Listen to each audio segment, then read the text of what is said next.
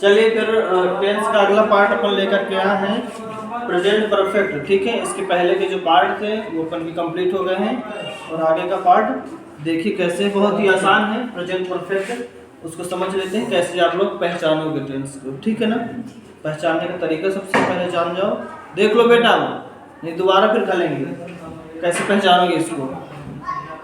ID क्या होती है? पहचान, मतलब कैसे पहचानोगे। तो वाक्य के अंत में चुका है, चुकी है, चुके हैं, होगा और वो हाल ही में काल समाप्त हो जाएगा।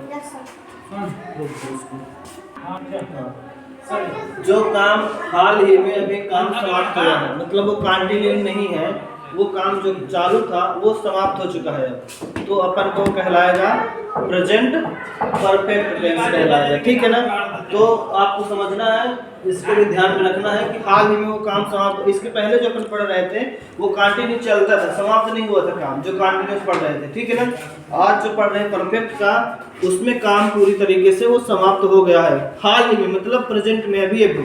ठीक है ना, वो बाद वाला नहीं, बाद वाला फिर अगले पढ़ेंगे। ठीक है ना, तो इसका रोल समझ लेते हैं, बहुत ही आसान है। सबसे पहले आपको सब्जेक्ट लगाना है, इसके बाद हैज, हैव, हैज के बाद मेन वर्ब का थर्ड फॉर्म और ऑब्जेक्ट। ठीक है ना, ये चीजें समझ में आ गई ना आपको। इसमें खास चीज का ध्यान रखना है कि वर्ब का हमेशा थर्ड फॉर्म लगेगा परफेक्ट में। इस चीज को विशेष से ध्यान रखना, भूलना कभी नहीं। क्या लगेगा? वर्ब का हमेशा थर्ड फॉर्म लगेगा, ये वाला परफेक्ट में, बाकी में नहीं लगता है। ठीक है, सिर्फ परफेक्ट वाला जो टेंस होगा उसमें ही थर्ड फॉर्म लगता है, बाकी में नहीं। ठीक है ना, तो अब ये समझ लो कि हैज कहाँ लगता है और हैव कहाँ लगता है। तो मैंने यहाँ चार्ट में बहुत आसानी से, बहुत अच्छे से समझाया है, इसको ध्यान से समझो।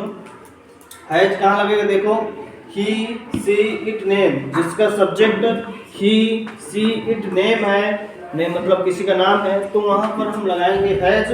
और जिसका सब्जेक्ट हैव कहाँ लगेगा? जिसका subject I, you, we, they, plural form मतलब बहुवचन हो, तो उस पर अपन को हैव का यूज करना है।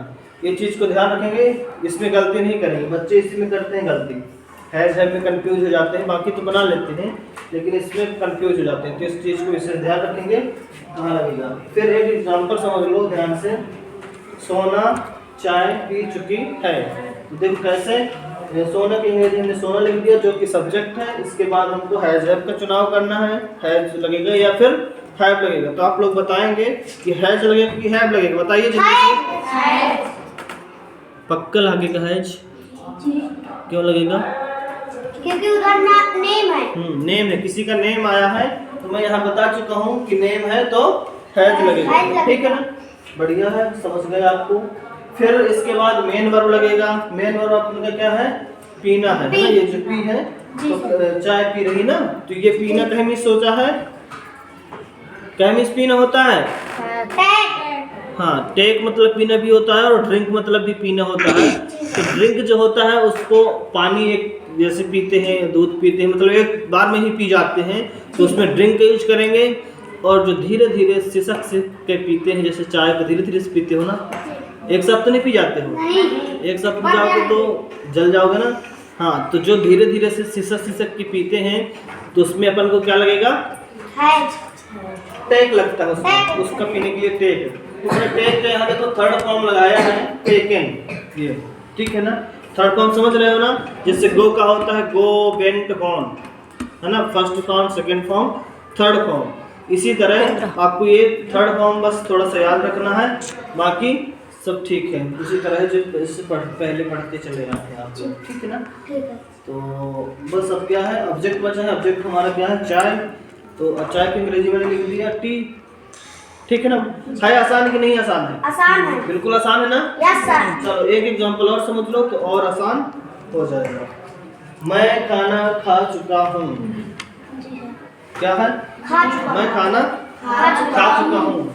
तो इसको बनाने के लिए सबसे पहले अपन सब्जेक्ट का यूज करेंगे ना। तो रूल में सब्जेक्ट है सबसे पहले, तो सब्जेक्ट लिखते हैं। मैं की अंग्रेजी आई लिख दिया, फिर इसके बाद हैज है। ये चीज क्या होती है? हैज है, ये हेल्पिंग वर्ब होती है। क्या होती है? ये हेल्पिंग वर्ब होती है। है सर, पता है क्या होती है? ये हमारी होती है क्या? हेल्पिंग वर्ब, ठीक है ना। इसको आपको ध्यान में रखना है। ये दोनों चीज क्या है? हेल्पिंग वर्ब है, ठीक है। बनाने के लिए सहायक होती है ना। टेंस ट्रांसलेट करने के लिए जो सहायक होती हैं वो हेल्पिंग वर्ब कहलाती हैं। इसके बाद मैंने क्या लगाया? लगा दिया, फिर मेन वर्ब लगेगा। मेन वर्ब इसका क्या है? पीना। टेक मतलब पीना होता है, तो टेक इसका बता रहे थे ना, इसका वाला। टेक मतलब खाना नहीं, पीना नहीं, पीना होता है। टेक मतलब खाना नहीं होता है। ईट मतलब खाना होता है, ठीक है ना। ये वाला समझना था, ये वाला समझा दिए थे। तो इसका सब्जेक्ट लिखा मैंने आई, फिर हैज हैव लगाया, तो आई के साथ हैव लगता है ना। आई यू बी के साथ हैव लगेगा, तो सब्जेक्ट हमारा आई है, तो आई के साथ मैंने हैव लगा दिया। इसके बाद क्या है? वर्ब है, मेन वर्ब। मेन वर्ब क्या है? खाना। तो कहेंगे इस खाना होता है ईट मतलब खाना। तो ये ईट लिखा है, ईट का थर्ड फॉर्म मैंने लगाया है ईटेन, है ना। ईट का थर्ड फॉर्म लगाया है ईटेन, ठीक है। अब क्या बचा है? लास्ट में बचा है ऑब्जेक्ट, है ना। ऑब्जेक्ट क्या है हमारा? ऑब्जेक्ट ये है खाना, है ना। क्या खा रहा है? खाना खा रहा है ना, वो खाना खा चुका है ना। तो खाना हमारा खाना की अंग्रेजी लिख देंगे फूड। फूड मतलब खाना होता है, ठीक है ना। ईट मतलब खाना जो ऐसे खाते हैं, और फूड मतलब खाना जो थाली में रखा रहता है खाना, वो फूड कहलाता है। समझ गए ना? दोनों खाना में अंतर है। ये जो खाना, ये खाना, ये दोनों खाना अलग अलग है, ठीक है ना। समझ में आ गया ना? Yes sir. और कोई दिक्कत तो नहीं है? नहीं। सबको समझ में आ गया? यस। अब कुछ दूंगा एग्जाम्पल बनाने के लिए, तो बना लोगे ना यस। सब लोग? यस। कोई दिक्कत? नहीं। दिक्कत बस वहाँ होगी थोड़ी सी थर्ड फॉर्म में, तो अभी मैं बता दूंगा, बाद में लिखा दूंगा थर्ड फॉर्म, तो आप लोग याद कर लेना और टेंस बहुत अच्छे से सीख पाएंगे आप लोग, ठीक है।